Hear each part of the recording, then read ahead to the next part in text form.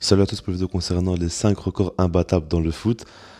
Et cette vidéo est un peu différente de ce que je fais d'habitude, hein, mais comme vous savez, en ce moment, j'essaie de faire des vidéos bien plus variées en ce moment, pas trop parler que du Barça et voir des thèmes et des thématiques un peu différentes.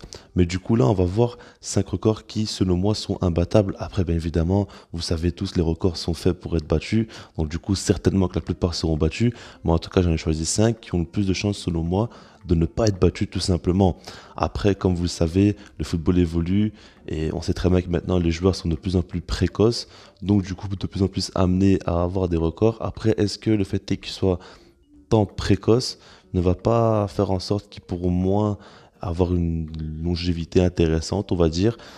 C'est possible, on ne sait pas trop. En tout cas, pour l'instant, le débat est d'actualité. Du coup, on va commencer par le premier record et ça concerne Lionel Messi justement. Et comme vous le savez, c'est le fameux record des 91 buts en un an. Donc sur l'année 2012, il l'a fait. Ce qu'il faut dire, c'est qu'il a joué 69 matchs sur cette année. Après, le nombre de matchs, ça, on s'en fout. Le principal, donc c'est ce que j'ai mis en rouge, c'est-à-dire le nombre de buts. Et ce qui est assez faux, c'est qu'il l'a fait à 24 ans. Donc voilà, c'était assez jeune. Et comme je vous l'ai dit, il était déjà assez précoce, Messi. Et du coup, c'est un record exceptionnel. Et moi, pour moi, si je dois miser sur un record qui ne sera jamais battu, je pense vraiment que j'irai sur celui-là parce que c'est fou ce qu'il a fait. C'est vraiment fou le nombre de buts qu'il marquait. Enfin, c'est incroyable comment il arrivait toujours à être présent, à être décisif. Moi, je n'ai pas compris en plus ça. Ce qu'il faut dire, c'est qu'il a été blessé durant cette année en plus, hein. Je sais pas trop c'était pour combien de temps, mais je me rappelle bien qu'il a été blessé. Donc c'est n'importe quoi. Franchement, c'est pire qu'une machine, ce gars-là. Il mettait des quintuplés, des triplés, des quadruplés. Il nous faisait tout. Il nous faisait vraiment tout, Léo Messi. Dans son jeu, c'était incroyable comment il portait cette équipe. Après, ce qu'il faut dire, c'est qu'il y avait Xavi Iniesta qui était exceptionnel à ce moment-là aussi. Du coup, il y avait des caviars, et lui, il mettait tout.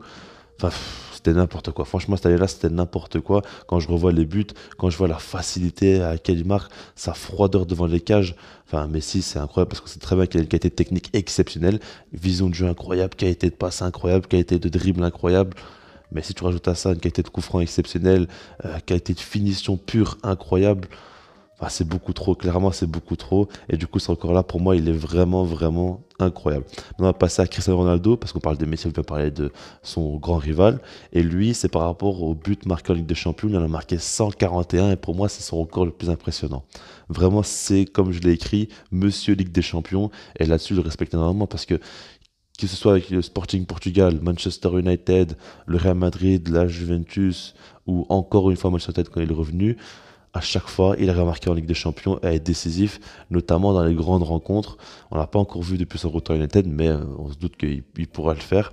Mais du coup, à chaque fois, il arrive à être décisif dans les grandes rencontres et même, il est tout le temps régulier. Et surtout, à partir des phases finales, phases éliminatoires, à chaque fois, il est exceptionnel et il arrive toujours à marquer des buts.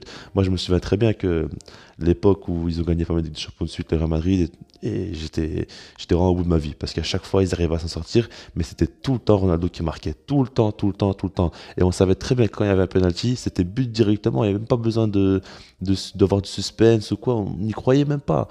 On savait très bien qu'il allait marquer, c'était une évidence tout simplement. Et puis même, en dehors de ça, des face-à-face en Ligue des Champions, que ce soit face à Manuel Neuer ou n'importe quel gardien, tout ce que vous voulez, on savait très bien qu'il allait marquer, qu'il allait s'en sortir. Pour vous dire jusqu'où ça allait, des fois il nous faisait vraiment des matchs très mauvais dans le jeu, où il perdait pas mal de ballons, il n'était pas très intéressant, il était vraiment pas dans un bon jour. Mais même comme ça, on avait peur de lui parce qu'on savait très bien que si jamais il avait un face à face, il allait marquer. Et avec le Real Madrid, l'équipe qu'ils avaient, bah, bien évidemment qu'il allait se créer des occasions, qu'il allait être dangereux. Et du coup, dès qu'il avait son face-à-face, c'était but directement. Il tuait le gardien adverse à chaque fois, il fusillait à lucarne. C'était n'importe quoi. Franchement, c'est n'importe quoi. Quand je parle de sa grande période. Mais en fait, ce qui est fou dans ce record-là, c'est qu'il peut encore continuer à marquer des buts. C'est pas encore fini, ça qu'il a 37 ans, mais il a quand même une bonne forme encore. Et je pense qu'il a encore quelques années devant lui pour marquer encore des buts en Ligue des Champions. Donc du coup, c'est incroyable. Franchement, je sais pas jusqu'où il va aller. Mais en Ligue des Champions, c'est n'importe quoi le but qu'il met. Après, il y a Messi qui est pas très loin derrière lui. Il a une vingtaine de buts en moins. Donc du coup, il faut quand même le prendre en compte. Mais pour moi, Ronaldo, vraiment, Ligue des Champions, c'est lui qui gère le bail. Après, on va passer maintenant au Real Madrid, parce qu'on parle des champions, il faut parler quand même du Real Madrid. Et eux, c'est 3 Ligues des Champions de suite. Pour moi, ça, c'est encore vraiment, vraiment très compliqué à battre. Alors, on pourrait parler de Zidane ou du Real Madrid. Moi, j'ai parlé du Real Madrid. Pour moi, c'est plus le club en soi qui gagne les 3 Ligues des Champions de suite. Zidane, ok, il a été là, mais après, il y a aussi les joueurs, il y a aussi le staff technique, il y a aussi tout ce qu'il faut prendre en compte. Donc, du coup, moi, je préfère englober tout ça en disant le Real Madrid.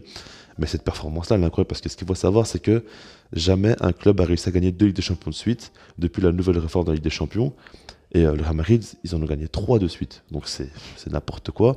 Et cette période-là, ils avaient une équipe mais vraiment exceptionnelle. L'équipe qu'ils avaient, c'était n'importe quoi. Chaque ligne, chaque poste, il y avait des joueurs qui faisaient partie des meilleurs au monde à leur poste. C'était incroyable.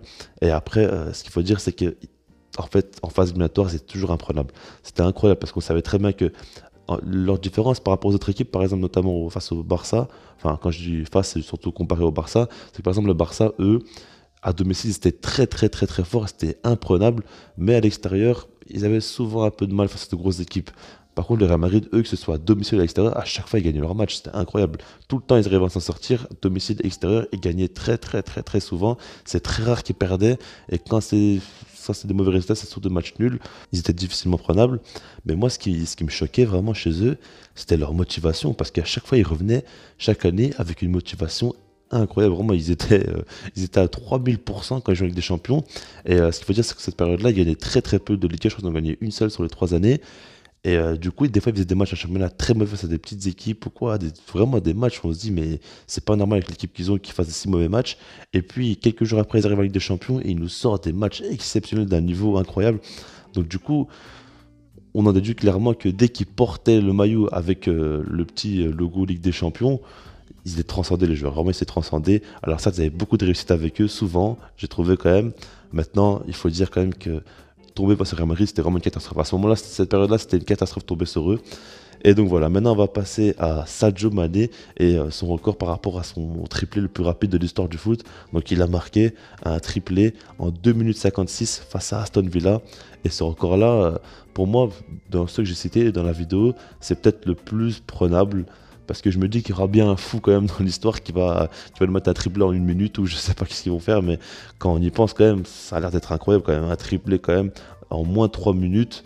Après, ce qu'il faut dire, c'est qu'il a eu quand même énormément de réussite. Je vais pas non plus dire ça pour que voilà, on dise que c'est pas non plus un record fou. C'est pas du tout ça que je veux faire. Mais quand on regarde bien ses 2 premiers buts, il a eu beaucoup de réussite. Après, par contre, le troisième, il est magnifique, son but, il n'y a pas à dire. Mais du coup, ce que je veux dire par là, c'est que pour pouvoir mettre 3 buts, il faut quand même, enfin en si peu de temps, il faut quand même pas mal de réussite. Et du coup, pour moi, c'est pas non plus un record vraiment, vraiment ultra impressionnant. C'est un excellent record et c'est ce qu'il a fait un peu connaître, hein, parce qu'il a clairement, on va dire, fait le buzz avec ce triplé. Tout le monde parlait de lui et il s'est beaucoup fait connaître comme ça. En tout cas, moi, je me rappelle que je l'ai tout simplement connu avec ses triplés notamment. Mais vraiment, c'est un record quand même qui va être difficilement prenable, même si pour moi, il n'est pas du tout impossible à prendre. Enfin, c'est pas qu'il n'est pas impossible, mais que c'est dans les 5, pour moi, c'est le moins impossible, c'est ça que je veux dire. Maintenant, on va terminer avec Pelé. Et donc, ce record de triplé, il en a mis 92. Et c'est pour moi un record quand même assez impressionnant. Après, certains me diront que Pelé, c'est une autre époque. On ne sait pas trop s'il a fait ces triplés-là face à des équipes en match amicaux ou pas. C'est vrai que là-dessus, on ne sait pas trop. Maintenant, pour moi, c'est quand même exagéré, quoi. 92 triplés, c'est n'importe quoi. Et si on regarde, par exemple, Messi, Ronaldo, bah, si on arrondit, parce qu'on va pas trop se prendre la tête, parce que je trouve que les chiffres sont pas trop assez actualisés sur les sites, bah, Messi, il est à peu près à 55 et Ronaldo, il a 60. Donc on voit que limite les deux cumulés, ils arrivent à peine à battre Pelé. Donc c'est incroyable. Alors que Messi et Ronaldo, eux, c'est très bien qu'au niveau des records, ils ont quasiment tout pété. Mais par rapport à ça, Pelé est quand même encore loin devant eux. Et ils n'arriveront jamais à dépasser ce record-là.